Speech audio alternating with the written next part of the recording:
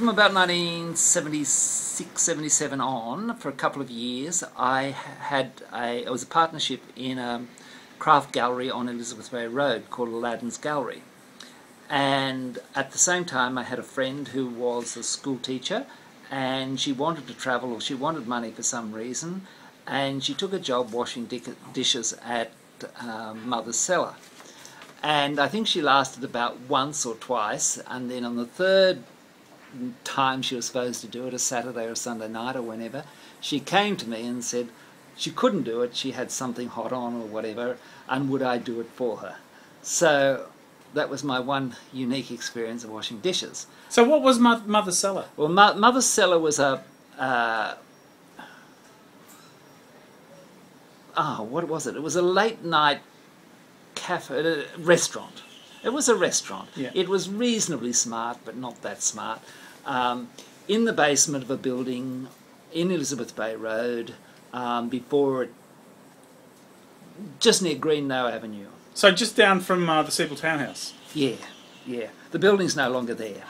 It was underground. You went down some steep steps, and I knew the owners, who, well, I can't remember who they were or what they were, but they sort of lived in the suburbs, and they came in here, and it was the sort of place where you could get pancakes late at night, but you could have a sort of chateaubriand or something very sophisticated. So it had booze?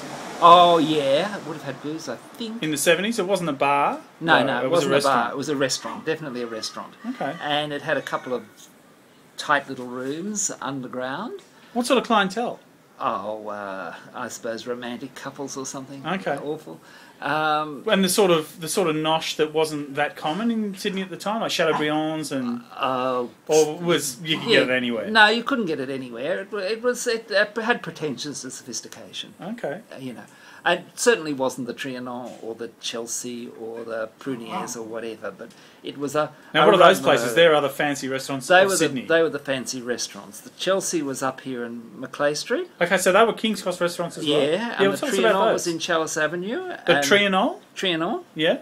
And I was at Pruniers or Prince's or something down in Elizabeth Bay Road at the junction where it joins Roslyn Gardens. Okay, so were they all like sophisticated French sort of restaurants? By the sound of it? Yeah, flock wallpaper and all that sort of shit. Okay, and expensive for the time. It's certainly expensive, and they were and people, the older people older than me even, people in their 70s or whatever, sort of talk about having their big night outs there. Okay. And certainly the Chelsea, which is opposite the Fountain at King's Cross, was seen to be the sort of the height of sophistication.